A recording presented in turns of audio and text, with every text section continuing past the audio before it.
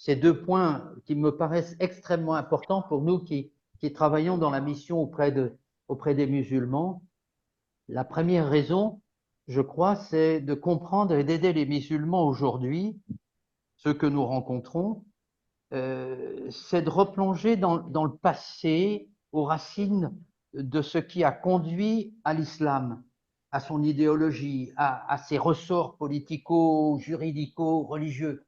Hein, il faut comprendre quels sont les ressorts et dynamiques qui habitent cette croyance et auxquels, il faut quand même bien le dire, se réfèrent plus d'un milliard de personnes. Alors, ça, c'est la première raison. Hein. Finalement, pourquoi est-ce qu'on est musulman? Et puis la seconde raison, c'est que l'islam d'aujourd'hui, c'est pas l'islam d'hier, c'est pas, et sans doute peut-être pas l'islam de demain aussi. Il n'y a pas, je crois, d'avenir quelque part pour celui qui occulte le passé. C'est comme si c'était un malade d'Alzheimer. Il n'aurait pas de mémoire. Il nous faut chacun avoir une mémoire. Hein. Ouais. Et je crois que pour savoir parler du Christ au monde musulman d'aujourd'hui, il est indispensable, il me semble, de comprendre sur quel terrain est né l'islam, alors qu'il existait deux traditions religieuses importantes à l'époque, les juifs et les chrétiens. Alors pourquoi l'islam est né? Pourquoi il s'est développé? Vous voyez. Donc c'est un petit peu ces deux raisons qui font qu'on aborde dans ces forums cette question de la formation. C'est pas simplement pour de l'histoire, pour connaître, c'est intéressant. Et donc aujourd'hui, moi j'ai demandé à Odon de nous parler de ce contexte politico-religieux qui a constitué, qui a contribué à l'émergence de l'islam. Hein. Euh, alors, est-ce qu'il y a quelque chose aussi de commun entre le XXe et le XXIe siècle, et puis entre le 7e, le 8e, le 9e siècle?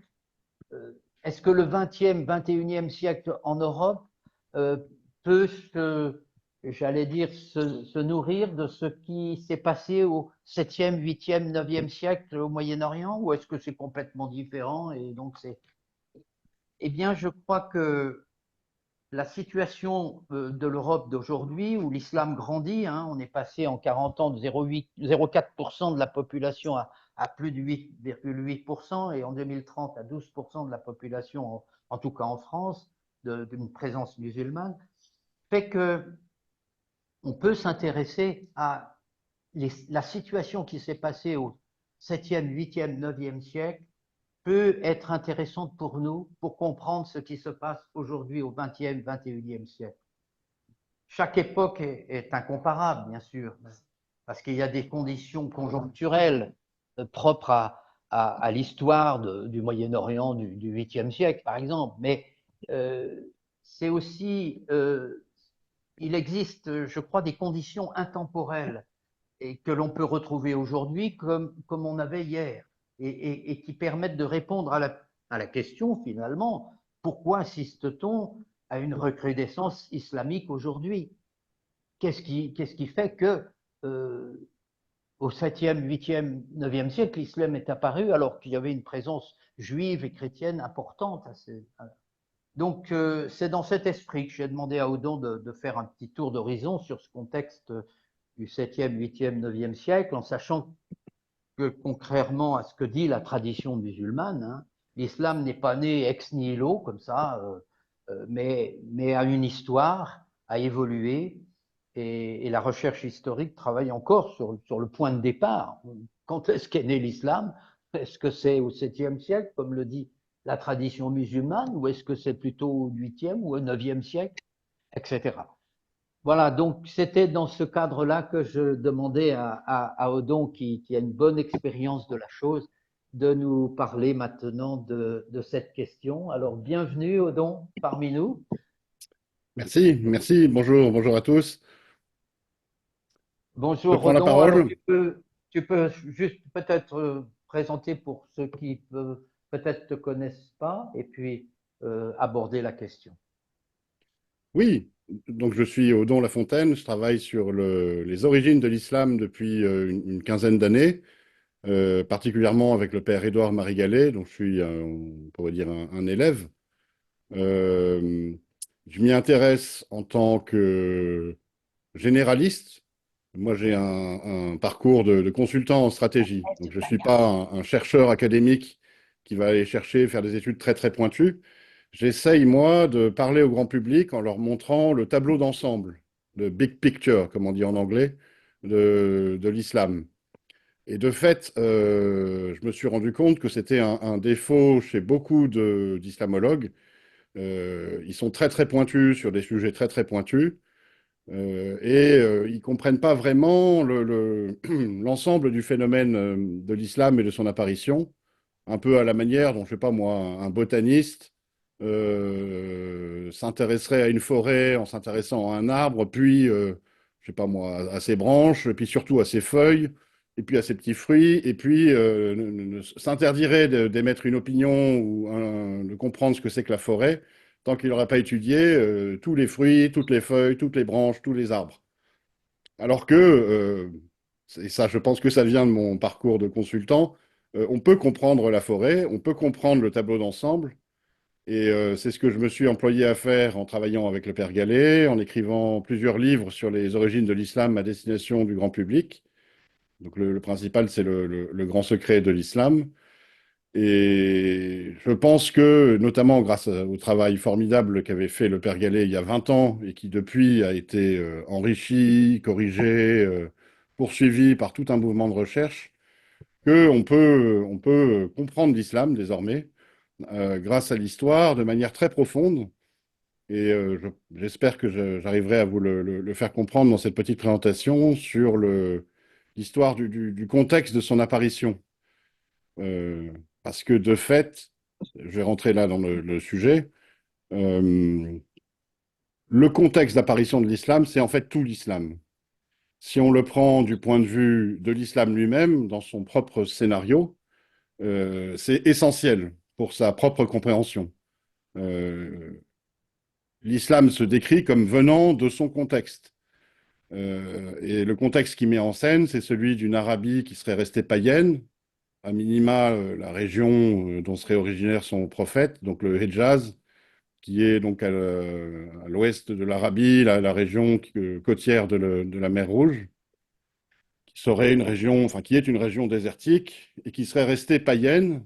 Mais c'est très curieux hein, déjà cette affirmation de l'islam parce que ce serait resté à ce moment-là une sorte d'îlot de paganisme dans un océan chrétien et un peu juif, mais principalement chrétien, parce que tout le Proche-Orient à cette époque avait été christianisé.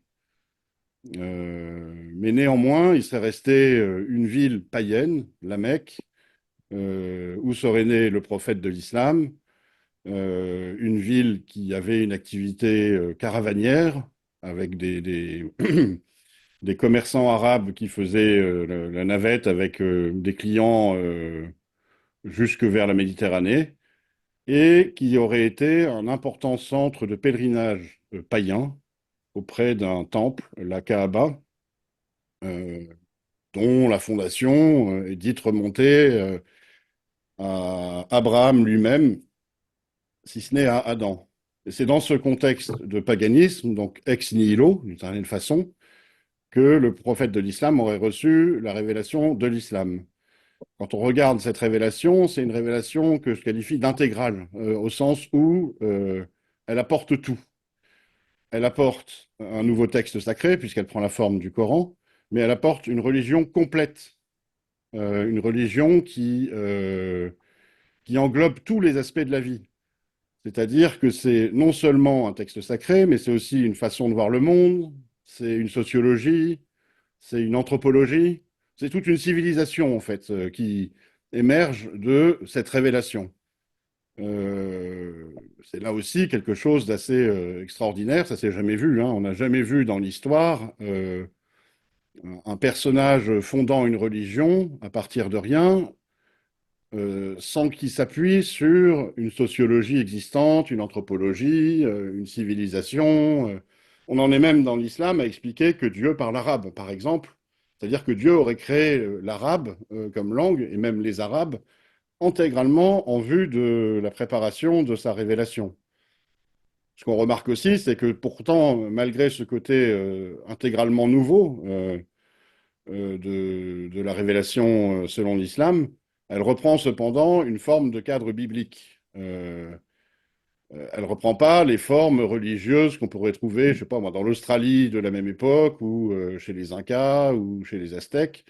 Elle prend une forme qui ressemble beaucoup au judaïsme et au christianisme, qui ressemble beaucoup à ce qu'on trouve dans la Bible. Elle revendique le même Dieu que la tradition juive et chrétienne. Elle revendique les mêmes personnages bibliques qu'elle décrit dans le Coran, même s'ils sont dans le Coran un peu différents de, de la révélation biblique.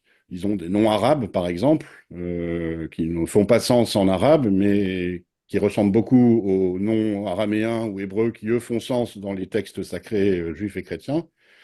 Et puis on y trouve tout plein de concepts qu'on a déjà dans la tradition biblique. Le concept de prophétie et de prophète en particulier, même s'il est un peu réinventé en islam, des rituels religieux.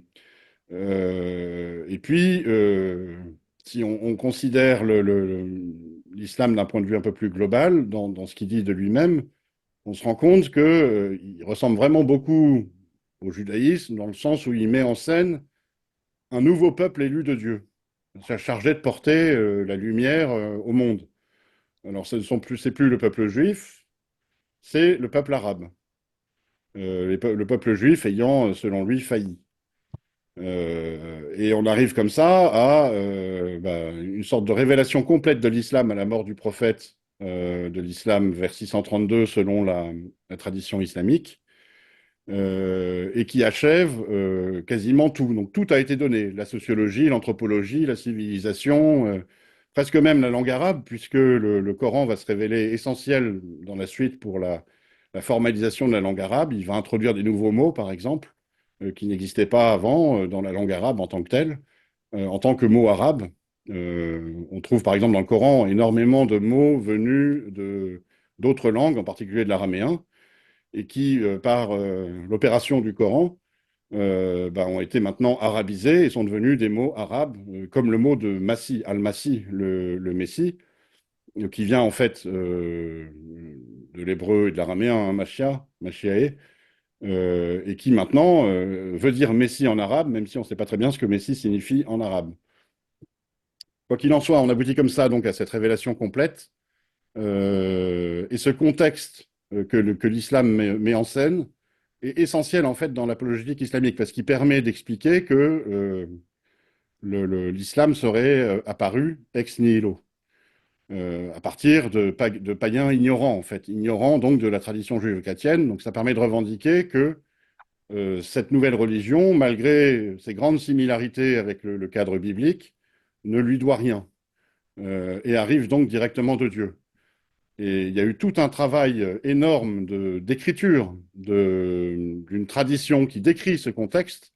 Donc, c'est les différents efforts pour écrire les siras, enfin les biographies du prophète de l'islam, les asbab an-nuzul, les traités qui traitent des circonstances de la révélation et qui expliquent absolument tout, la famille du prophète, sa généalogie, les différents événements, et puis donc le contexte à la Mecque, à Médine, dans cette Arabie du XVIe siècle, païenne, avec néanmoins quelques chrétiens, quelques juifs. Euh, il explique comment le prophète était lui-même, le prophète de l'islam, un analphabète, quelqu'un qui savait ni lire ni écrire, et donne comme ça des arguments apologétiques extrêmement forts, parce que comment est-ce qu'un analphabète aurait pu inventer le Coran? C'est forcément que ça viendrait de Dieu. Comment est-ce que les Arabes, qui sont décrits dans cette tradition comme une sorte de peuple barbare, du moins ceux auxquels s'adresse le prophète de l'islam, qui seraient restés dans ce que la tradition appelle la Jahiliya, une ère de l'ignorance, de barbarie, de sauvagerie, avec des pratiques religieuses et sociales sauvages. Donc on dit qu'ils enterraient vivantes les petites filles, qu'ils se livraient à des pratiques de divination bizarres, qu'ils avaient des cultes bizarres, païens. Donc comment est-ce que ces Arabes barbares auraient pu par la suite, avec l'islam en poche, conquérir quasiment tout le Proche-Orient en quelques années? C'est forcément derrière qu'il y aurait la main de Dieu. Donc on voit que ce contexte islamique est très très important pour l'apologétique islamique. Euh, la chose, c'est que depuis le 19e, 20e siècle, et encore plus depuis le 21e siècle, où les choses s'accélèrent énormément grâce à Internet en particulier, tout un courant de recherche nouvelle sont venus contester cette histoire islamique et donc le contexte dans lequel serait apparu l'islam.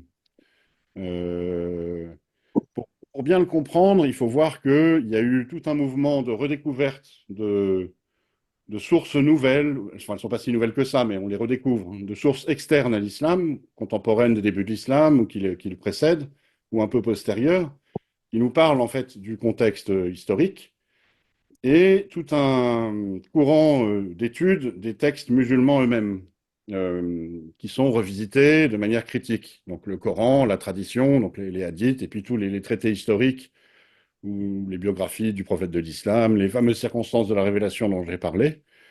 Et il y a un jeu très fécond d'aller-retour, en fait, entre l'analyse de ces sources externes et l'analyse critique des textes musulmans, qui permet d'énormes progrès dans la recherche et qui ont permis donc de redécouvrir un tout autre contexte que celui que l'islam met en scène aux origines de l'islam.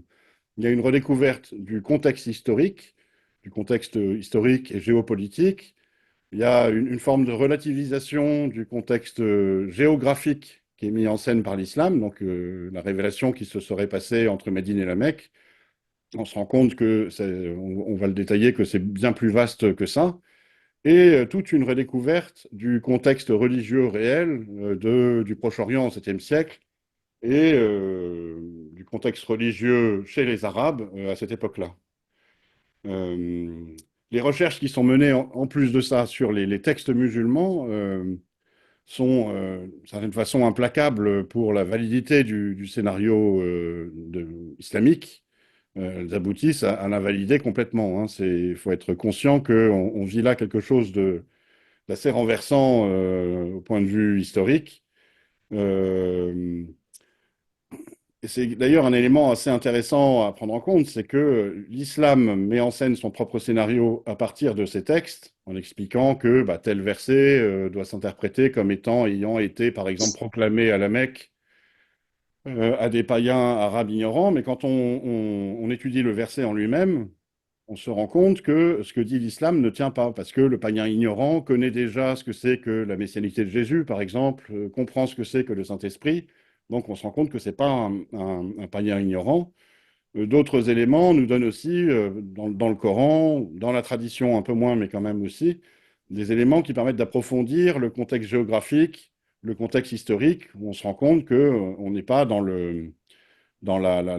comment dire, le scénario que l'islam dit de lui-même. Et donc, avec toutes ces recherches, est en train d'émerger une histoire alternative, en fait, c'est-à-dire l'histoire réelle. Une histoire qui est alternative au scénario islamique et qui est de fait incompatible avec lui et qui explique comment l'islam est apparu. Là, je voudrais vous montrer une carte parce que c'est quand même plus simple de pouvoir localiser les choses, qui va vous permettre de mieux comprendre la situation des Arabes au 7e siècle. Donc, il faut que je puisse pouvoir partager mon écran. Je demande à la technique de m'y autoriser. Oui, oui, Bonne vas-y, chose. vas-y. C'est bon. Alors, je vais partager mon écran. Est-ce que vous voyez, est-ce que vous Très voyez, bien. vous voyez rien? Si, si, on le voit très bien, on voit très bien. Est-ce que vous voyez cette carte? Donc, attendez, c'est moi qui vois pas grand-chose. Voilà. Les Arabes au début du 7e. Voilà. Est-ce que vous voyez cette carte? Les Arabes au début du Très 7e bien. siècle, où j'ai figuré donc le Proche-Orient centré sur l'Arabie, avec les deux immenses empires qui se font face, donc on va dire à l'ouest, l'empire byzantin, à l'est, l'empire perse sassanide, pour vous expliquer qu'en fait les Arabes sont au milieu de ces empires, et pas seulement en Arabie. Ça se voit un petit peu déjà avec la figuration des routes commerciales, celle du commerce antique, des Arabes nabatéens. Donc c'est déjà bien avant le 7e siècle. donc j'ai figuré là en pointillé, des itinéraires caravaniers avec des villes très importantes pour le commerce arabe. Et on voit déjà que les Arabes ne sont pas situés qu'en Arabie. Ils sont dans l'Empire perse, en Mésopotamie beaucoup. Ils sont dans le Levant, donc dans l'Empire byzantin, entre Palmyre, Damas, Bosra, Pétra. Et ça, c'est une chose qu'on prend peu en compte parce que le scénario musulman a un peu imposé l'idée, même si c'est pas complètement explicite dedans, que les Arabes du temps de la révélation de l'islam auraient été des commerçants, des bédouins, localisés principalement en Arabie. Alors qu'en fait, depuis des siècles et des siècles, les Arabes vont bien au-delà. Ils se sont implantés de manière sédentaire dans tout le Proche-Orient, particulièrement donc dans les zones un peu tampons entre les deux empires. Et donc, il n'y a pas que des Arabes nomades, loin de là. Vous avez des paysans, vous avez des commerçants installés, non itinérants. Vous avez aussi beaucoup de militaires, parce que traditionnellement, et depuis des siècles et des siècles, hein, depuis l'Empire romain, bien avant l'Empire byzantin, les Arabes sont traditionnellement des troupes militaires auxiliaires pour les deux empires. Alors que ce soit l'Empire romain avant la partition de Dioclétien ou l'Empire byzantin après, et puis l'Empire perse, alors avec toutes les dynasties qui se sont succédées, chaque empire, donc l'Empire de la Méditerranée, l'Empire de la Terre, avait ses auxiliaires arabes dont la mission était de faire le tampon entre les empires. Parfois, ils se faisaient même la guerre par arabes interposés. Et donc, traditionnellement, vous aviez les Arabes, alors, à la fin du XVIe siècle, l'arabe l'Ahmid, dont j'ai figuré à peu près la principale zone d'implantation. Donc, on voit qu'elle fait le tampon, elle est à cheval sur une partie de l'Empire perse, qui sont chrétiens, hein. J'y reviendrai plus en détail.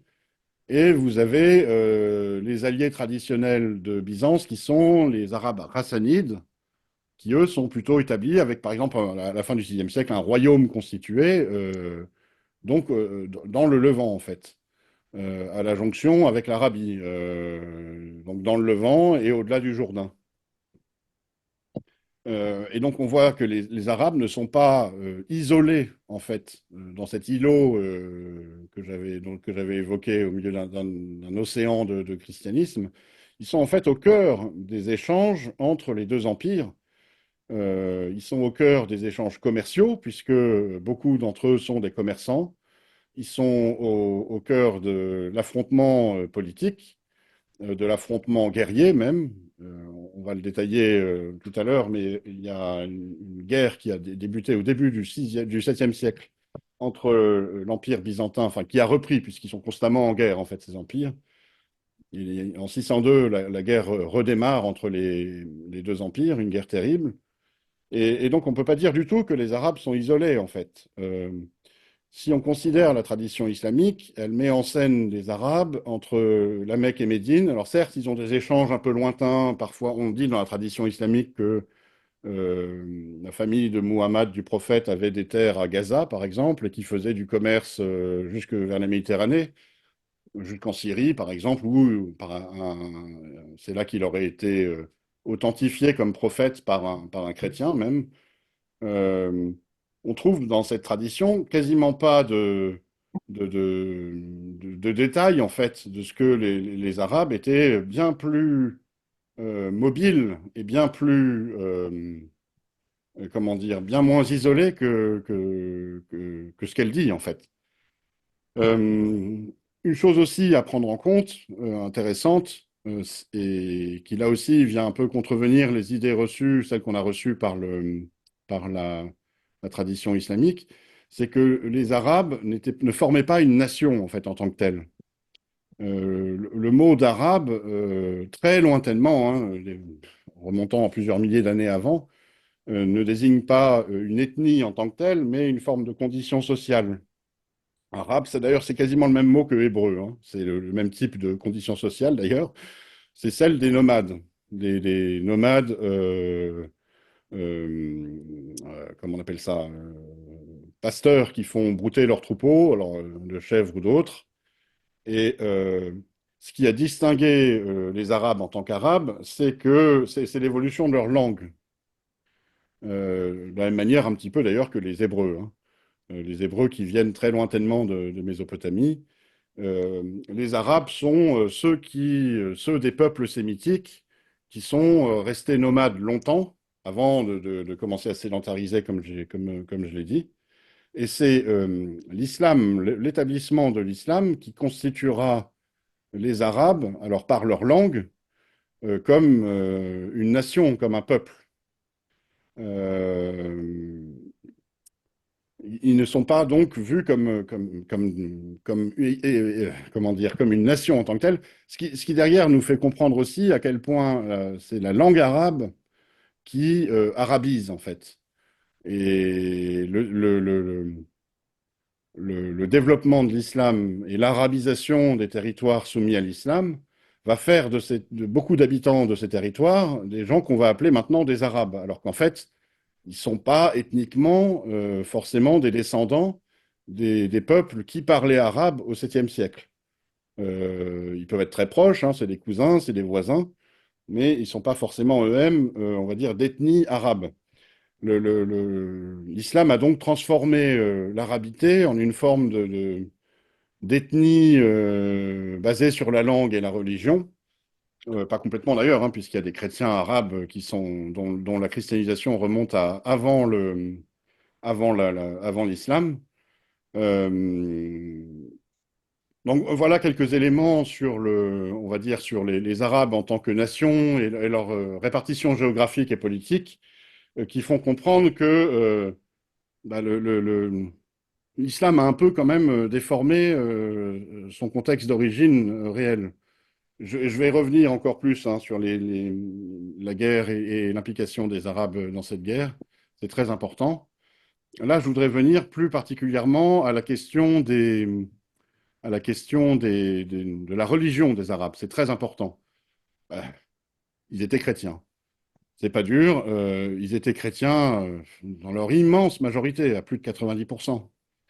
On a maintenant tous les éléments pour affirmer qu'ils avaient été évangélisés. Il y a eu tout un processus, une entreprise d'évangélisation des Arabes qui remonte au 1er siècle, hein, dans les traditions vénérables des pères de l'Église. On explique qu'il y a plusieurs apôtres qui sont partis évangéliser l'Arabie. Et puis, on a des chroniques, et des chroniques historiques et des chroniques religieuses qui nous expliquent comment, petit à petit, les Arabes, tribu après tribu, ont été évangélisés principalement par les chrétiens araméophones. J'ai mis ici la figure de saint Euthyme de Mélitène, ou saint Euthyme le Grand, qui a converti plusieurs tribus, dont, par exemple, l'un des chefs d'une des tribus converties est devenu évêque présent dans, je crois que c'est le concile d'Éphèse, donc en 432, si je ne me plante pas. Euh, euh, et donc, il y a une proximité très grande entre le christianisme araméophone et le christianisme arabe. Les deux langues sont très proches. Elles viennent du même fond sémitique. Alors, ce n'est pas les mêmes langues exactement, mais il y a vraiment beaucoup de proximité. Il y a des constructions grammaticales, des mots, des racines consonantiques qui sont les mêmes.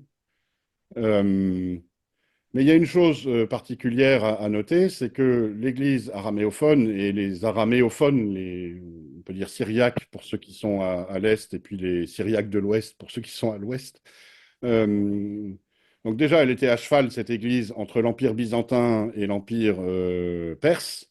Dans l'Empire perse, on parle de nestoriens pour les chrétiens araméophones enfin les chrétiens d'ailleurs, de l'Empire perse qui, pareil, hein, constituait la majorité de la population de l'Empire perse, hein. Il y avait quelques zoroastriens dans l'élite persane qui dirigeait l'Empire, mais le christianisme était religion d'État au 7e siècle en Perse.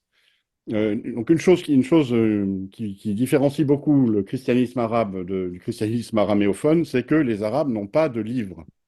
Ça, c'est une particularité de la langue arabe, c'est que c'est pas vraiment une langue qui a été bien faite pour l'écriture. Et d'ailleurs, c'est des choses qu'on va retrouver dans le Coran. On parle des Arabes, enfin, des gens qui n'ont pas de livre, dont on comprend qu'ils sont eux-mêmes des Arabes. Et donc, les Arabes chrétiens reposaient pour leur pratique soit sur des écrits araméens, soit sur la mémorisation des textes araméens. Et on peut penser qu'il y avait beaucoup d'Arabes qui étaient bilingues, arabe-araméen à cette époque-là. Et pas que pour le commerce, donc aussi pour la religion, qui était un élément essentiel. Euh, Autre élément très important à prendre en compte, c'est le fait que bah, quasiment toute la population était chrétienne. Il n'y avait plus de paganisme au 7e siècle, de paganisme actif. On a des missions archéologiques qui ont été conduites en Arabie, notamment par un spécialiste français, Julien Christian Robin, dont je vous recommande la lecture des écrits. Il a écrit en particulier dans le Coran des historiens une étude sur l'Arabie pré-islamique, où il explique que bah, l'Arabie était chrétienne, en fait, avec avec également des éléments juifs, mais qu'il n'y avait plus de paganisme actif. Quand on va à Petra, par exemple, et qu'on voit tous ces temples anciens avec des évocations de déesses antiques arabes, bah, ces temples n'étaient plus actifs, en fait, au 7e siècle. Il n'y avait plus de culte. Il y avait d'ailleurs un évêché à Petra. Euh, et la question se pose alors, est-ce qu'il serait resté un îlot de paganisme dans cette mer, cet océan chrétien, alors que quasiment tous les Arabes étaient chrétiens? Est-ce que ce que raconte la tradition musulmane sur le paganisme des Arabes tient vraiment la route? Là-dessus, c'est assez complexe dans le monde universitaire parce que ça met en cause des idées reçues très profondément reçues. Mais les témoignages qu'on peut avoir du paganisme des Arabes à partir du Coran ou de la tradition islamique, si on les regarde de manière critique, on se rend compte que c'est pas vraiment du paganisme en fait. La pratique, par exemple, d'enterrer vivantes des petites filles, bah, c'est pas littéralement ce que dit le texte coranique. Le texte coranique parle d'abandonner des filles, de les poser dans la poussière, pas de les enterrer vivantes. Ça peut faire écho à des pratiques de confier des enfants à des monastères, par exemple. Le texte coranique parle d'associer à Dieu Tout-Puissant, au Dieu unique, des personnalités humaines. Ça peut faire écho, ça, par exemple, au culte des saints, qu'ils soient morts ou que ce soit de saints hommes qui ont fait des miracles dans des monastères, par exemple. Le texte coranique parle de pratiques divinatoires. Quand on regarde bien ce que dit littéralement le texte coranique, là je vous renvoie à mon livre et aux recherches du père Gallet, on se rend compte que en fait c'est une mauvaise interprétation d'un mot d'origine araméenne ou hébraïque qui parle pas du tout de pratiques divinatoires, mais qui parle de l'interdiction de la consommation du fruit de la vigne pour ceux qui se consacrent à Dieu. Et donc, de fait, on ne peut pas justifier en fait de l'existence d'un paganisme arabe à partir du seul Coran. Alors certes, l'Arabie, dans sa péninsule, comme vous l'avez vu sur la carte, était à la frontière entre les empires, et elle était aussi un lieu de refuge pour beaucoup de chrétiens non orthodoxes, on va dire, chassés par les politiques impériales, par l'Église de l'Orient ou par l'Église byzantine, et qui pouvaient trouver refuge en Arabie. Et c'est certainement dans ce monde-là qu'il faut trouver les origines réelles de l'islam. On va y venir. Mais on ne peut pas globalement parler d'Arabes païens, en fait. Les Arabes étaient chrétiens. Et ça se voit au plan historique. Vous avez dans les chroniques, la chronique de Serte, la mention de ce que, à la fin du VIe siècle, la Perse, dans un jeu, on va dire, de domination, enfin de tentative de domination sur l'ensemble des Arabes, avait constitué une fédération de toutes les tribus arabes sous la royauté, puisqu'il était roi, du roi des Lahmides, des Arabes Lahmides, donc il régnait sur les Lahmides et les Rassanides à ce moment-là, et donc il régnait, qui est dit régner sur tous les Arabes, donc c'est le fameux Al-Numan ibn al-Mundir, et qui a été baptisé en 594. Donc on imagine bien que dans un contexte tribal, lorsque le chef adopte une religion, tous ses guerriers l'adoptent, hein. C'est un peu comme quand Clovis se fait baptiser dans le royaume franc. Et donc, enfin, c'est un symbole très très fort de ce que, même si certains des Arabes avaient été fraîchement christianisés, il n'y avait plus vraiment de paganisme en fait. Et puis une autre façon de le voir, je l'ai un petit peu évoqué tout à l'heure, c'est de regarder ce que raconte le texte coranique. Le texte coranique est censé transcrire la prédication d'un prophète à des païens, à des Arabes païens, et en fait complètement pétri de tradition biblique. Et il s'adresse de façon allusive au sujet de cette tradition biblique à son auditoire, qui le comprend sans poser de questions. Quand le Coran raconte l'histoire de Joseph, par exemple, le patriarche biblique, l'auditoire comprend, sait déjà qui est Joseph. Quand le Coran parle de Jésus comme étant le Messie, ce qui est quand même un concept religieux assez sophistiqué, hein, l'auditoire le comprend. Il n'y a pas besoin dans le Coran d'expliquer ce que c'est que le Messie. Il n'y a pas besoin que le Coran explique pas ce que c'est que le Saint-Esprit. Le Coran n'explique pas dans les détails pourquoi il va y avoir un jugement dernier, par exemple. Il y a comme ça dans le Coran tellement d'éléments d'origine chrétienne et juive qui semblent être compris en fait par les auditeurs du Coran, qu'on se rend compte que bah, la prédication coranique s'adresse principalement à des Arabes chrétiens, des Arabes qui ont été christianisés. Une autre façon de le voir, c'est quelques témoignages historiques des tout premiers temps de l'islam qu'on va, on a retrouvé. Là, je vous fais figurer cette pièce de monnaie. Donc, c'est une pièce d'une série. On en a retrouvé beaucoup d'autres de la même série, qui est très intéressante parce que c'est une pièce arabe qui date de, on pense, entre 679 et 691 et qui est une pièce Ah, chrétienne.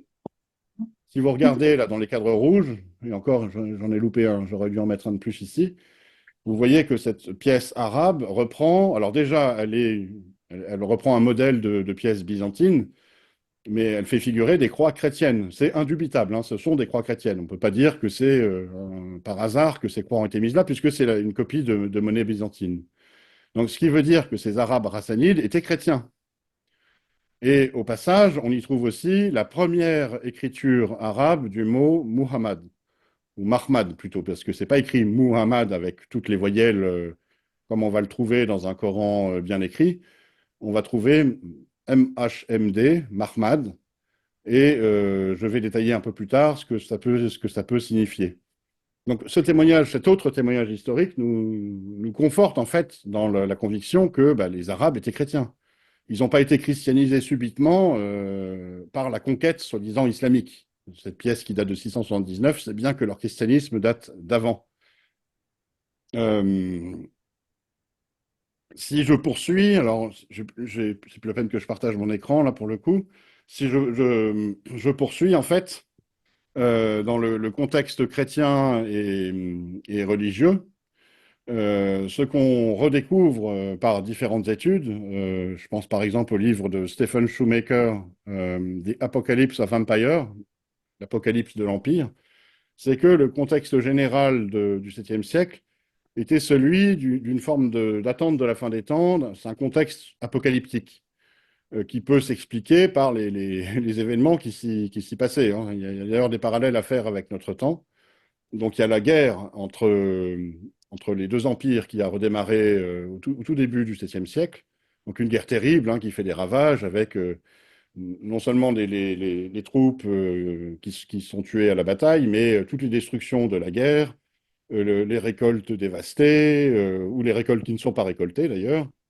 Il y a également des résurgences d'épidémies, notamment les résurgences de la peste de Justinien qui avait décimé le Proche-Orient au siècle d'avant, et différents phénomènes cosmiques, des éclipses, des tremblements de terre, des prophéties aussi, hein. Si on prend la prophétie de Daniel et le fameux septénaire de Daniel, et puis qu'on l'agence un petit peu, certains en viennent à croire que la fin des temps, ou du moins la seconde venue du Messie serait programmée pour le 7e siècle.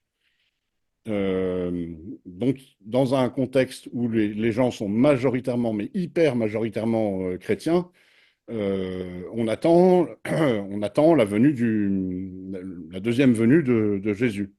On en a d'ailleurs des traces de ça en milieu arabe, dans la tradition islamique, qui rapporte l'existence de faux prophètes. C'est assez intéressant de considérer ça. Dans la tradition islamique, vous avez évidemment le vrai prophète de l'islam qui est Muhammad, mais elle parle aussi de plusieurs personnages qualifiés donc de faux prophètes par rapport aux vrais prophètes, euh, et qui étaient des sortes de prophètes apocalyptiques chrétiens. Ça ressemble quand même beaucoup à des chrétiens. Il y avait notamment une femme dans le lot, parmi ces faux prophètes.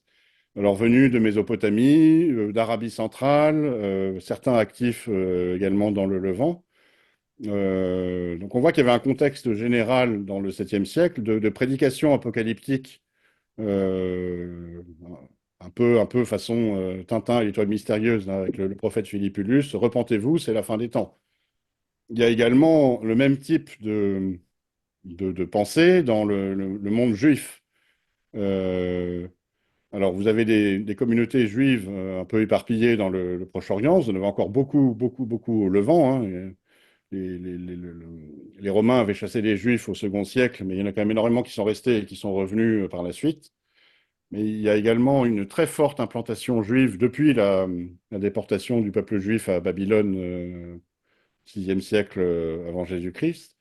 Et il est resté dans l'Empire perse, donc, une très forte présence juive, très influente, constituée comme un royaume, l'Empire perse étant un empire, hein, donc un royaume de royaumes.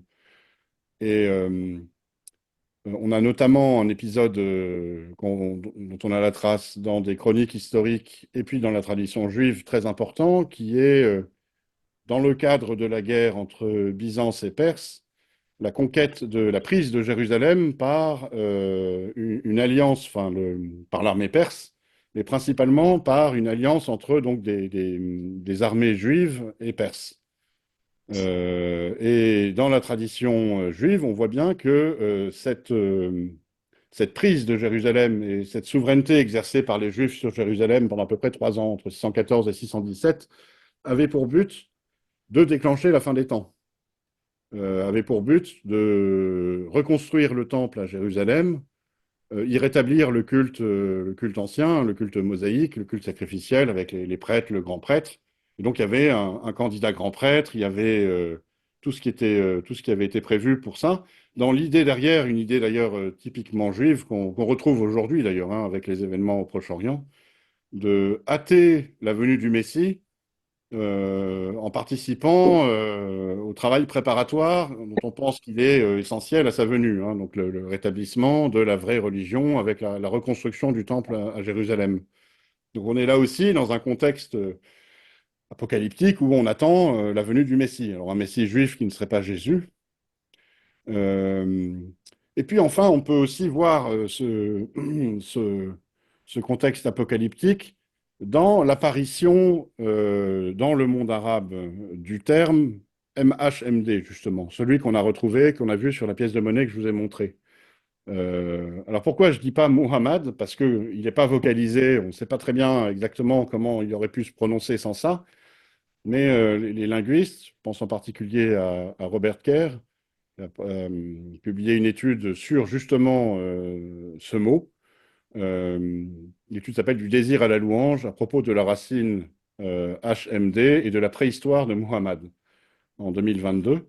Il nous explique que ce mot n'apparaît pas ex nihilo, justement, encore une fois, en Arabie, pour désigner Muhammad comme étant, si on prend son étymologie arabe tardive, celui qui est digne de louange.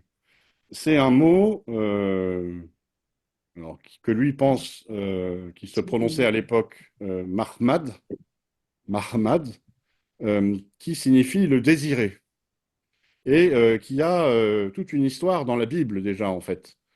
C'est un mot que Daniel, qui est utilisé dans le livre de Daniel pour désigner Daniel lui-même, comme étant celui qui est désiré par Dieu. On va le retrouver dans le livre d'Agé, Agai. On va le retrouver aussi dans le Cantique des Cantiques. Et on va dire le développement des traditions juives et chrétiennes dans l'Antiquité tardive, a donné à ce mot un sens très messianique. Si on prend le Cantique des Cantiques, qui met en scène donc une sorte de, de- de- comment je pourrais dire ça, de chant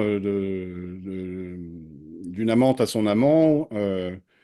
On a au chapitre 5, verset 16, il est tout entier désirable, en parlant de l'amant en question. Il est tout entier Mahmadin, Mahmad, vous retrouvez la racine là.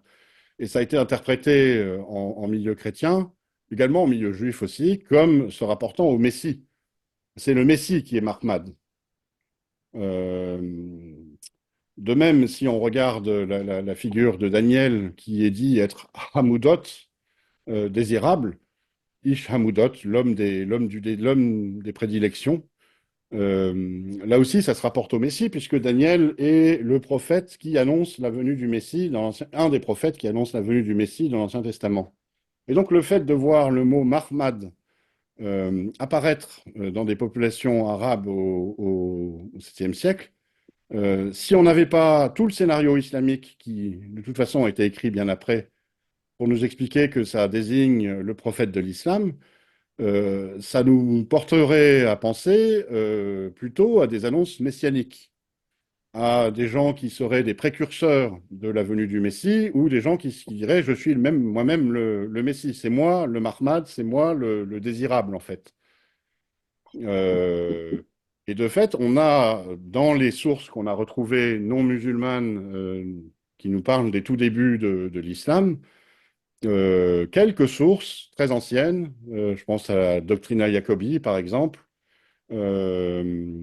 qui nous explique que un des chefs des Arabes était surnommé ou nommé Mahmet, semble à Mahmad. Une autre source nous parle des Arabes de Mahmad dans les années 630. Donc là aussi, on voit que l'utilisation de cette expression renvoie à un contexte enfin un contexte messianique en fait, c'est-à-dire un contexte de fin des temps dans un contexte chrétien. Euh, on va également retrouver ce contexte de fin des temps ô combien dans le Coran lui-même. Si on le lit pour ce qui est écrit, on va y voir un martèlement de l'annonce de la fin des temps, et d'une fin des temps qui est imminente, qui est décrite comme imminente, puisque dans certains versets, il est dit que les auditeurs de la prédication les verront de leurs yeux. Ce qu'on peut aussi voir dans la tradition islamique parle de la venue imminente de Jésus. Il y a un hadith de Bukhari qui dit, le prophète aurait dit, par celui qui tient mon âme entre ses mains, le retour de Jésus, fils de Marie, ou du fils de Marie, est imminent. Il est imminent. Euh, cette attente de la fin des temps, on la voit aussi dans toute l'exhortation du Coran qui appelle justement à la repentance, à l'ascèse, à une forme de bonne conduite en vue d'un jugement imminent. Alors, ce qu'on pourrait trouver un peu bizarre dans le Coran, là, c'est ce que notamment le chercheur français Mohamed Ali Amir Mouedi avait souligné, c'est que on est dans un environnement qui reprend le cadre biblique, on y voit l'annonce imminente de la fin des temps. Donc normalement, on devrait décrire Jésus comme étant le Messie qui doit revenir. Et on n'a quasiment rien, il y a un verset seulement, mais qui est vraiment pas très explicite, on n'a quasiment rien qui concerne la seconde venue de Jésus dans le Coran à la fin des temps, alors qu'on a quand même pas mal d'évocations dans la tradition islamique. Si on poursuit dans la relecture critique du Coran de la tradition, je suis toujours un peu en train de faire mes allers-retours. C'était difficile de vous faire quelque chose où il y aurait eu que les sources externes et puis que l'analyse du Coran de la tradition.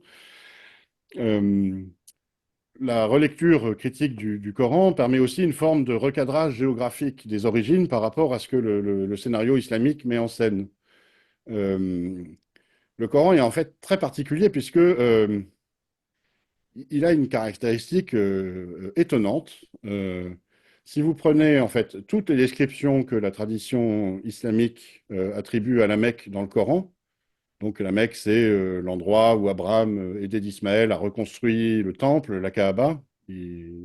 C'est le lieu d'une mosquée sacrée, le Masjid al-Haram, c'est le lieu du pèlerinage, c'est la mère de toutes les villes, c'est bah, le lieu, selon la tradition islamique, dont le prophète a été expulsé et puis qui cherche à reconquérir.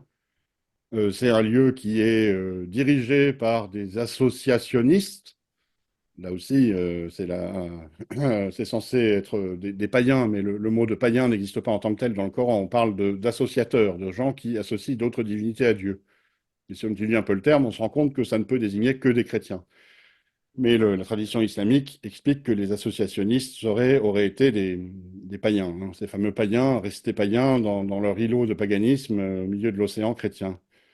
Donc on se rend compte, si on étudie le texte coranique, que toutes ces descriptions que la tradition islamique attribue à la Mecque correspondent aussi à Jérusalem, toutes, absolument toutes. Et donc on se retrouve là avec quelque chose d'assez étonnant, un texte qui présente une description qui correspond à deux villes en même temps. Ce qui nous amène à deux hypothèses, et deux seulement. Soit il existait au 7e siècle deux villes, Jérusalem et la Mecque, qui partageaient exactement les mêmes caractéristiques. Et vu la variété de ces caractéristiques, ça semble quand même assez peu probable. Soit le texte coranique ne parle pas de la Mecque, y compris dans la mention qui est faite à Mecca, parce que ça peut être interprété différemment, et comme aussi se rapportant à Jérusalem. Donc le texte coranique ne parle pas de la Mecque, mais de Jérusalem. Euh, Si on lit ça à diverses sources externes qui nous expliquent que vers 638-640, Jérusalem a été prise par une faction arabe, décrite d'ailleurs comme guidée par des gens décrits comme des juifs, mais que on y a reconstruit le temple, que ces Arabes ont reconstruit le temple. Là, on a plusieurs témoignages, la lettre de Maxime le Confesseur, enfin j'en ai plusieurs, la chronique de Sébéos, on a des textes d'Anastase de Sinaïte, de Jean Moscus, on a des textes dans la tradition juive aussi, qui nous parlent de ce que les Arabes ont reconstruit le temple à Jérusalem vers 638-640. Là aussi, ça met en cause d'une certaine façon la centralité de la Mecque dans les origines de l'islam. La reconstruction du temple à Jérusalem, c'est un événement considérable hein, d'un point de vue religieux, surtout si on se situe dans un cadre biblique. Euh, D'autant que si l'islam est ce qu'il prétend, il n'y a aucun besoin de reconstruire un temple à Jérusalem. Le seul temple qui vaille devrait être à la Mecque. Donc là aussi, on a des éléments qui relativisent largement, voire qui invalident la centralité de la Mecque dans le mouvement qui a donné naissance à l'islam. On a aussi dans le Coran pas mal d'indices que des prédications se sont déroulées ailleurs qu'à la Mecque. Euh, J'en ai noté quelques-uns là que je trouve intéressants. Il y en a un sur lequel j'ai même écrit un petit article. Le Coran présente une espèce de chose assez curieuse, une description de deux mers, une mer salée et une mer d'eau douce. Euh, c'est d'ailleurs devenu un argument pour un miracle coranique, un miracle scientifique du Coran chez certains apologètes musulmans. Ces deux mers seraient dans une relative proximité, puisqu'il y aurait quelque chose qui les relierait, un libre cours entre les deux mers. Si je prends le verset 53 de la sourate 25, c'est lui qui donne libre cours aux deux mers, l'une douce, rafraîchissante, l'autre salée, amère. Il assigne entre les deux une zone intermédiaire et un barrage infranchissable. Et si vous regardez la sourate 55 au verset 19 et 20, il a donné libre cours aux deux mers pour se rencontrer. Il y a entre elles une barrière qu'elles ne dépassent pas. On peut tout à fait interpréter ça comme décrivant une situation géographique où on a un lac d'eau douce et une étendue d'eau salée à proximité l'une de l'autre, avec un cours d'eau entre les deux. Et si on regarde au Proche-Orient où est-ce qu'il y a ce genre de configuration, on ne le trouve absolument pas en Arabie. On ne trouve pas vraiment non plus en Mésopotamie au 7e siècle. Aujourd'hui, il y a des lacs d'eau douce en Irak, dans l'Irak actuel, et qui sont des lacs artificiels qui ont été créés avec des barrages et qui n'existaient pas au temps des origines de l'islam. En revanche, si on va en Syrie ou en Palestine, Palestina de l'Empire byzantin, on va retrouver ce genre de configuration. On va trouver le lac de Homs qui se jette, dont est issu le fleuve Oronte, l'Oronte qui va dans la mer Méditerranée. On va trouver aussi le lac de Tibériade ou la mer de Galilée qui donne naissance au Jourdain, qui se jette dans la mer Salée, la mer Morte. Un autre passage intéressant du Coran nous parle de l'histoire de Lot. C'est la sourate 37, dans les versets 133 et au-delà. Euh, donc, il parle de l'histoire de Lot avec sa femme. Enfin, c'est une adaptation, c'est pas exactement ça. C'est dans la Bible, dans la Genèse, sa femme se retourne et est changée en statue de sel. Dans le Coran, on dit que c'est sauf une vieille femme, on ne parle pas de sa femme à lui, qui devait disparaître avec les autres. Nous détruisîmes les autres, et il y a ces deux versets très intrigants, versets 137-138, qui avaient été soulignés par Patricia Crone, une islamologue danoise de très haut niveau à son époque. Ces versets disent: Vous passez certainement auprès d'eux le matin et la nuit. Or, la, la tradition très, très antique place une, comment dire, donne le nom de la femme de Lot à une espèce de concrétion, enfin un pilier, on appelle ça les piliers de Lot d'ailleurs, à côté de la mer Morte. Donc c'est le mont Sodome où on dit qu'aurait été la Sodome détruite qu'on trouve dans la Bible et dans le Coran. Donc juste à proximité de la mer Lot, de la mer Lot, de la mer Morte, pardon, qui au passage s'appelle mer de Lot en arabe, hein. Et donc ce que nous dit ce verset, c'est que si c'est le prophète de l'islam qui parle, c'est qu'il s'adresse à des gens qui passent régulièrement, donc le soir, le matin et la nuit, devant le fameux pilier de Lot, ou le pilier de la femme de Lot, c'est-à-dire à côté de la mer Morte, où là aussi on est très très loin de la Mecque.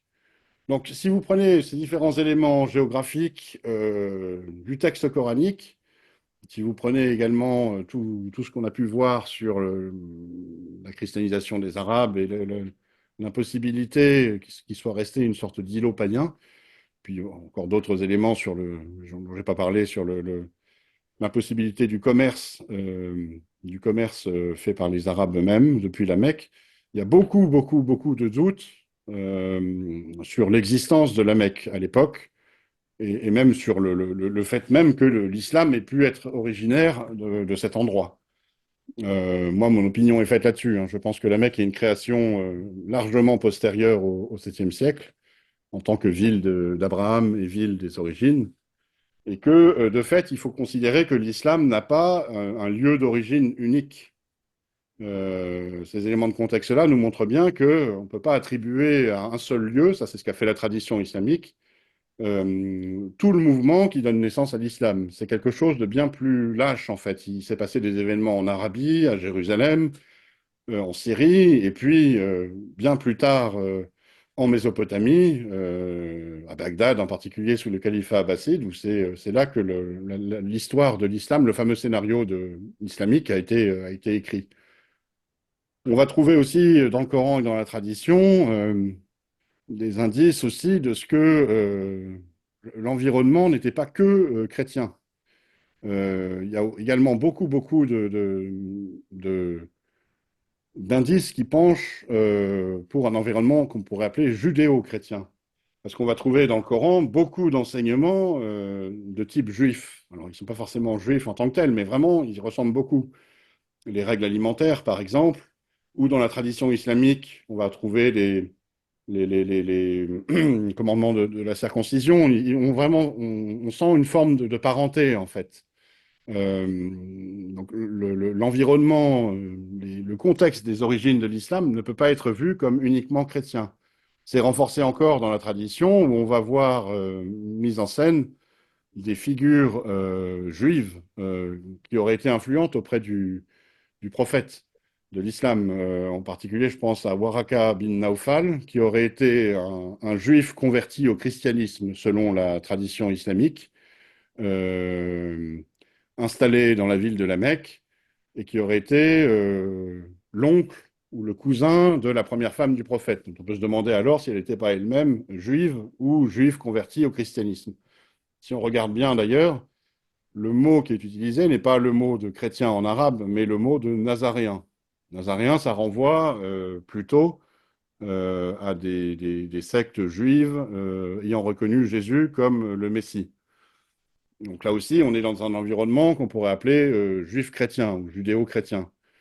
On a également dans le texte d'autres indices que une forme d'alliance aurait été faite entre les Arabes, auditeurs de la prédication coranique, et certains Juifs, euh, notamment des alliances matrimoniales. Si on prend le verset 5 de la sourate 5,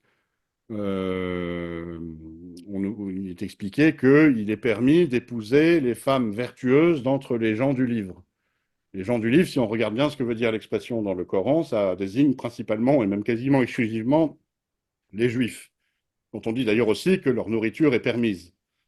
Il veut dire quoi si on regarde les choses d'une manière avec un peu de hauteur? Si on partage la table et si on fait des échanges de femmes entre communautés, c'est le signe d'une alliance assez forte. Euh, et puis, si je peux poursuivre un peu là-dedans aussi, il y a d'autres indices d'une alliance judéo-arabe dans le Coran. Euh, c'est la mise en scène de alors, la construction de la Kaaba par Abraham avec l'aide d'Ismaël, ça c'est au verset 127 de la sourate 2. Alors Abraham releva le temple depuis ses fondations avec l'aide d'Ismaël. Si ce n'est que le verset n'est pas conjugué au passé, mais au présent, enfin à l'inaccompli, présent ou futur. Et on pourrait tout à fait l'interpréter ce verset, notamment au vu des témoignages non musulmans dont j'ai déjà parlé, parlant de la reconstruction du temple de Jérusalem, comme se rapportant non pas à l'histoire passée d'Abraham qui aurait construit la Kaaba à la Mecque, mais à une forme d'alliance entre Abraham et Ismaël en vue de la purification du mont du Temple, comme c'est expliqué dans les versets contextuels juste avant et juste après, et la construction du Temple à Jérusalem. Donc là, vous voyez, les éléments de contexte sont très importants. Ils nous montrent une toute autre histoire, en fait, hein, des débuts de l'islam. Et je vais conclure sur cette affirmation. J'avais dit en introduction que le contexte est essentiel dans la vision islamique pour expliquer l'islam. Si on sort le contexte islamique, si on lit le Coran sans ce contexte islamique, eh ben, on n'y trouve pas vraiment l'islam tel qu'il se définit, hein. On a absolument besoin de se référer constamment aux éléments de contexte que l'islam met en scène pour comprendre l'islam. On a besoin d'aller voir les circonstances de la révélation, la biographie du prophète pour comprendre ce que serait l'islam à partir du Coran. Si on lit le Coran sans ces éléments-là, on n'y trouve pas grand-chose de proprement islamique en fait. Euh, et toute l'étude enfin toutes les recherches dont je vous ai fait part là, petite synthèse, tendent à nous montrer que bah, le contexte en fait réel des origines de l'islam était très différent de celui qui est revendiqué par l'islam.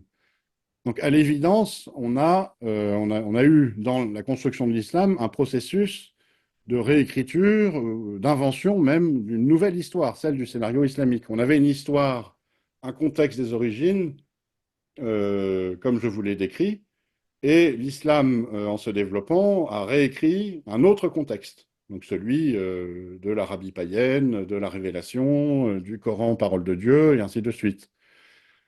Ça nous dit ça, c'est une conséquence très importante pour comprendre l'islam dans sa profondeur, que bah, les éléments du contexte islamique, comme ils sont mis en scène par l'islam, sont peut-être pas si importants que ça dans l'islam, d'une certaine façon, puisque au tout début de l'islam, il n'existait pas encore. Donc la figure prophétique, le Coran lui-même, même en tant que révélation, n'étaient pas les éléments centraux, en fait, au début de l'islam. C'était autre chose. C'est autre chose qu'on distingue bah, par l'étude du contexte, comme je l'ai montré. Certainement, cette autre chose avait à voir avec bah, l'attente apocalyptique la reconstruction du temple à Jérusalem, l'attente du retour du Messie, en fait, hein. Si on regarde bien, d'ailleurs, c'est toujours extrêmement présent en islam, hein, cette attente de la fin des temps. Alors, elle est plus attendue de manière imminente, mais elle est au cœur des espoirs et des espérances on va dire des musulmans les plus radicaux, en tout cas, hein. Ceux qui ont fait le djihad en Syrie, par exemple, pensaient que leur combat déclencherait la fin des temps, en fait. Et ça peut être ça, une des leçons de ce travail historique, c'est de nous faire comprendre à quel point bah, les attentes religieuses du XVIe siècle sont peut-être encore plus importantes pour comprendre l'islam et discuter avec les musulmans que ce que l'islam a mis en scène dans son scénario, donc le Coran, la figure du prophète. Et donc, un des éléments vraiment centraux dans l'islam, c'est cette attente de la fin des temps et donc du retour de la venue du Messie. Donc voilà, je vais m'en arrêter là pour la présentation. Je vous remercie beaucoup de votre écoute et si vous avez des questions, je suis absolument disponible. Voilà, merci, Odon. Alors, je vois que le côté euh, comment généraliste euh, conduit aussi un peu à des spécialités. Et, et c'est bien. En même temps, je retiens de ce que tu nous as dit qu'au fond, je crois que c'est du reste un article qui a été fait, c'est une forme de prédication juive à des peuples chrétiens, finalement. Les En Arabes faisant étaient attention chrétiens, de ne pas faire signifier au mot juive, dans prédication juive, judaïsme rabbinique. bien sûr. Que, à l'évidence, si on regarde le texte coranique, Jésus y est décrit comme le Messie, et c'est précisément ce que les juifs rabbiniques refusent. Donc si on parle de Hmm, prédication juive, c'est un courant juif non rabbinique qui a reconnu Jésus comme Messie. tout à fait. Oui, oui, tout à fait. Et alors, Et, je me... et juste aussi une précision, cette influence semble avoir été déterminante, à minima, pour les Arabes qui ont pris Jérusalem et y ont reconstruit le temple, hein. Là, c'est vraiment une lapalissade. Elle a été aussi très importante dans ce qui a conduit à l'écriture du Coran, même si le processus qui a mené semble être compliqué. Mais ce qu'on voit aussi en étudiant les conquêtes arabes, ce qu'on appelle les conquêtes arabes, c'est que il y a d'autres influences que celles de ce groupe-là. Vous aviez des conquêtes qui se sont déroulées en Mésopotamie. La ville de Damas a été prise avant Jérusalem, par exemple. Tout le mouvement arabe au 7e siècle, à partir des années 630, n'est pas dirigé vers Jérusalem. Donc il y a d'autres influences. Il y a d'autres influences qu'on va trouver dans d'autres factions arabes, mais celle de ce courant juif est quand même très importante, notamment parce que elle est très importante sur le Coran et que le Coran a fini dans le processus on va dire, de réécriture de l'histoire par la construction de l'islam, est devenu une forme de pierre angulaire, en fait. Une sorte de deuxième effet qui se coule. Il y a eu un premier, donc dans l'influence auprès de la faction qui a pris Jérusalem, et une autre influence par la relecture du Coran, en fait. L'écriture et la relecture du Coran. Il y a une question que j'ai, enfin qui est plus une interrogation qu'une question, c'est que depuis une quinzaine, vingtaine d'années, il y a tout un travail d'historien et de recherche historico-scientifique, enfin critique qui se fait. Alors, c'est vrai que le monde musulman a du mal à l'accepter aujourd'hui. Il n'arrive pas à faire cette distance entre la croyance et la critique historique. Mais je me posais la question, euh, au fond, qu'est-ce qui a fait que ces, ce contexte chrétien est finalement à épouser une nouvelle idéologie? Nous sommes aujourd'hui, dans un contexte où l'islam grandit en Europe, euh, est-ce qu'on ne peut pas dégager des conditions intemporelles qui font que lorsque les conditions sont réunies, on peut passer, on peut basculer facilement à une autre religion comme l'islam. C'est vrai qu'aujourd'hui, on est plutôt dans l'étude, on n'est pas encore dans la synthèse pour dégager des grandes, comment dirais-je,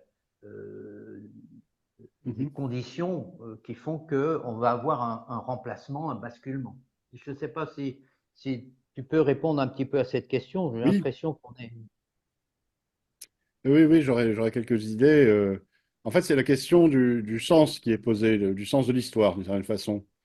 Oui, Euh, Ce qui a motivé certains des Arabes donc, qui ont déclenché le mouvement qui a fini par donner naissance à l'islam, c'est l'idée de l'imminence de la fin des temps et de ce que le jugement approchait et qu'ils voulaient construire le royaume de Dieu sur terre, en fait. Que ce soit avec l'aide du Messie ou même sans lui par la suite. C'est comme ça que l'islam s'est développé.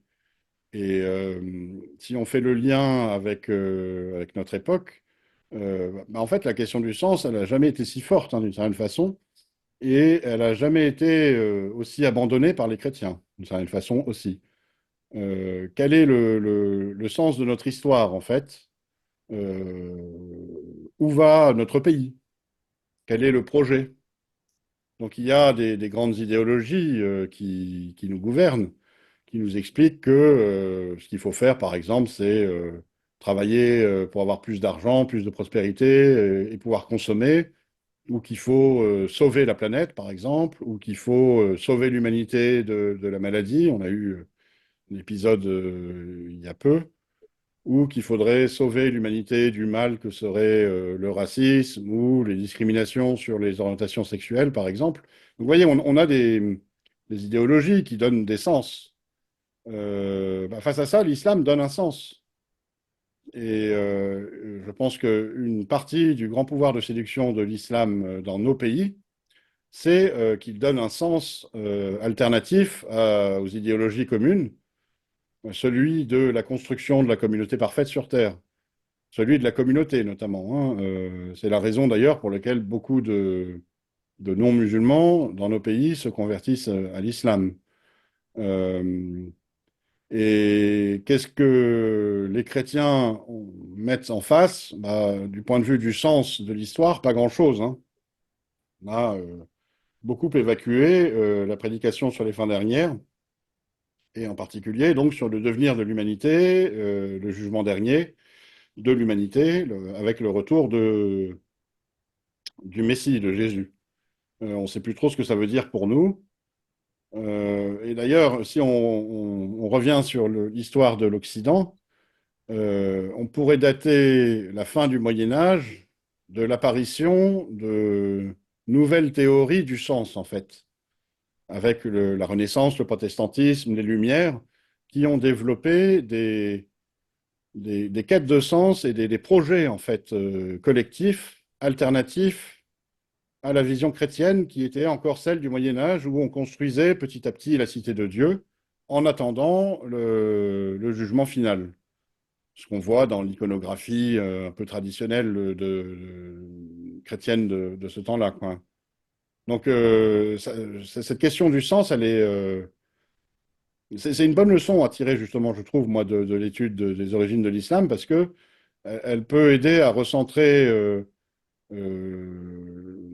le dialogue avec les musulmans sur justement le sens de l'histoire, le rôle de Jésus à la fin des temps, la question du jugement, le jugement de Dieu. Dieu va nous juger, par exemple, c'est ce que les musulmans croient au plus profond d'eux-mêmes. Qu'est-ce que nous, chrétiens, on a à dire sur le jugement, en fait? Est-ce que, par exemple, est-ce qu'on est d'accord avec la vision des musulmans qui se permettent, eux, de juger avant le jugement? L'islam pose des jugements assez fondamentaux sur les personnes, sur les chrétiens, sur les juifs, sur ceux qui commettent des mauvaises actions, qui sont déjà jugés, en fait.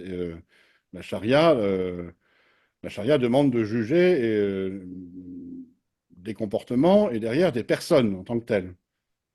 Nous-mêmes, les évangiles nous expliquent ne jugez pas si vous ne, pour ne pas être jugé, en fait. Là, on peut aller interpeller les musulmans là-dessus, sur cette question du jugement, en fait. Qui est le vrai juge? Est-ce que c'est vous, parce que vous jugez au nom de l'islam, ou est-ce que c'est Dieu lui-même? En islam, il y a une ambiguïté ou une forme de contradiction, puisqu'on dit que c'est Dieu qui est le meilleur des juges, mais en même temps, l'islam donne cette responsabilité un peu écrasante aux musulmans de devoir juger le reste de l'humanité en appliquant la charia, hein. On peut tirer ça, par exemple, du verset 110 de la sourate 3 qui dit: Vous êtes la meilleure des communautés qu'on ait fait surgir parmi les hommes. Vous ordonnez le convenable, vous interdisez le blâmable. Donc vous jugez, vous appliquez le jugement de Dieu, en fait. Euh, cette question-là, elle est très, très importante, en fait. Et elle est pas vraiment abordée dans le dialogue avec les musulmans, où on va plutôt parler de proximité entre bon, l'Abraham biblique et l'Abraham coranique, ou de la notion de Dieu unique, ou ce genre de choses-là. Mais est-ce que ça fait vraiment sens pour les musulmans? Est-ce que c'est ça comment dire, qui organise, qui dynamise l'islam? Une des leçons de l'histoire, c'est que bah, au tout début de ce qui deviendra l'islam, ce qui comptait, c'était bah, l'attente du jugement dernier et l'espérance de pouvoir établir une sorte de royaume parfait sur terre, l'espérance du retour de Jésus. Euh, c'est encore là, hein. C'est encore là en islam. Donc ça, c'est des éléments à aller développer pour un dialogue, à mon avis, fructueux avec les musulmans, ouais.